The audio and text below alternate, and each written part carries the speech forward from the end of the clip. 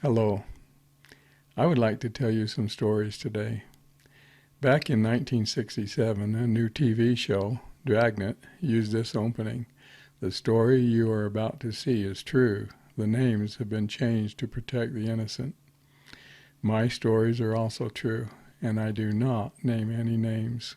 So, let's get started. This story is about some of my pets.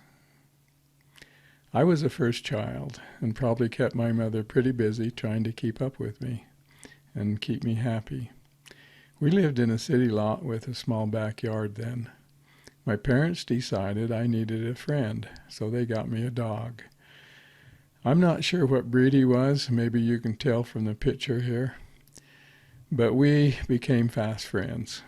I remember being impatient with my mother because she insisted that I finish my lunch before going back out to play with him. My favorite thing to do was to sit down on the grass and let my dog pull me around the backyard. He would bite my pants leg and back up, dragging me along. It was great fun and I loved it. My dog was a good companion for me until a larger dog injured him so badly that my dad had to put him down.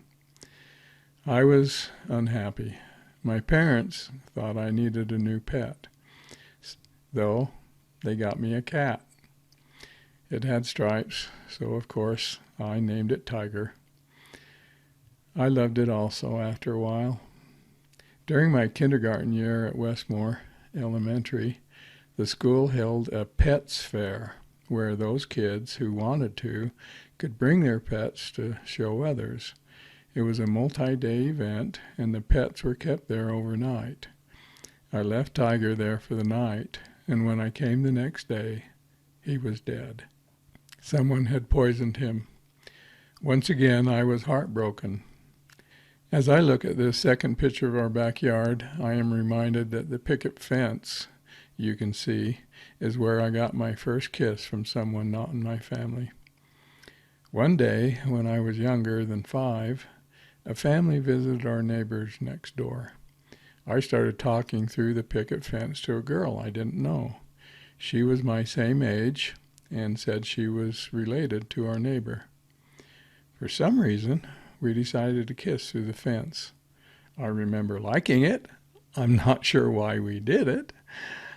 It only happened the once, although they visited our neighbors a few more times. My family moved from the city to a rural farm community when I was 10.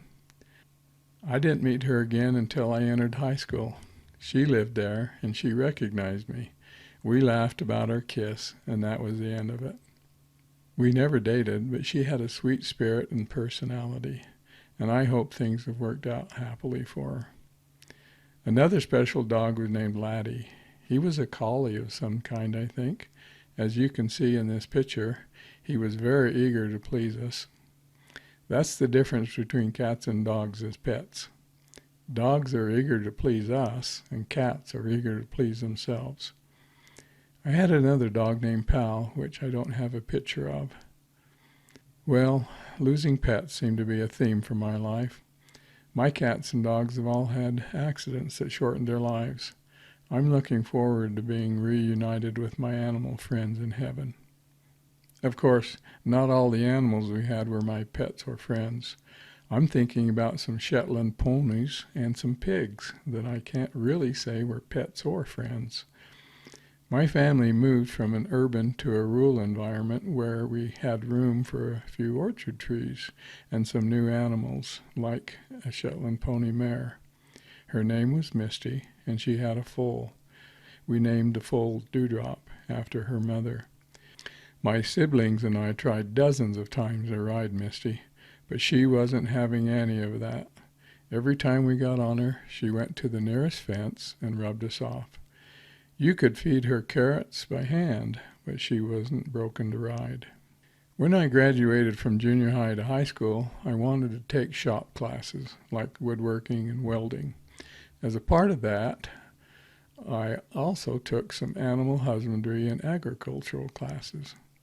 I enrolled in the FFA, Future Farmers of America, and was required to have a project each year. That first year I was facing a time deadline to get a project. I decided to submit some Italian prunes, or plums as they're sometimes called, from our own trees into the state fair for judging. I was really surprised when I received a third place ribbon and a check for $10 prize money. It didn't hurt my grades either. Another FFA project I did was raising pigs. I built a pen and purchased 2 weaner pigs. I fed them kitchen, garden, and orchard scraps along with some pig feed that I purchased. My goal was to feed them to 200 pounds and then market them. I was required to keep a daily record of what they ate and all of the costs. The class's goal was to show a profit. During the spring, while there was still some snow on the ground, I decided those pigs were close enough to the 200-pound mark. I arranged to sell them to a local meat plant. We had an old pickup truck, and I fashioned some side and tailgate rails for the bed. I fashioned a ramp out of an old door.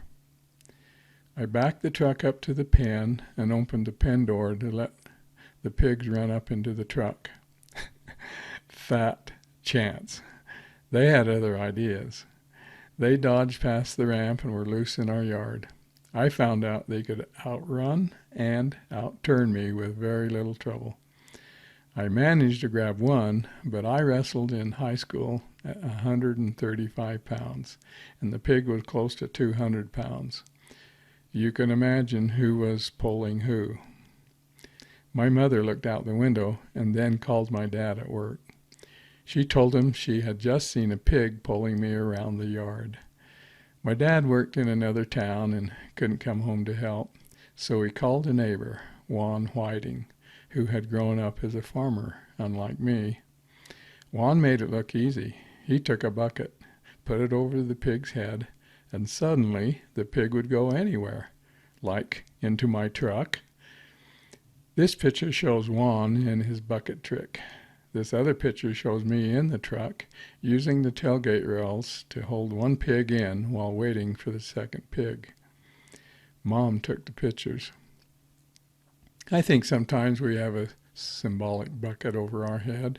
Some of my stories show I did for a while. Well, this is all for today. Thank you for your time.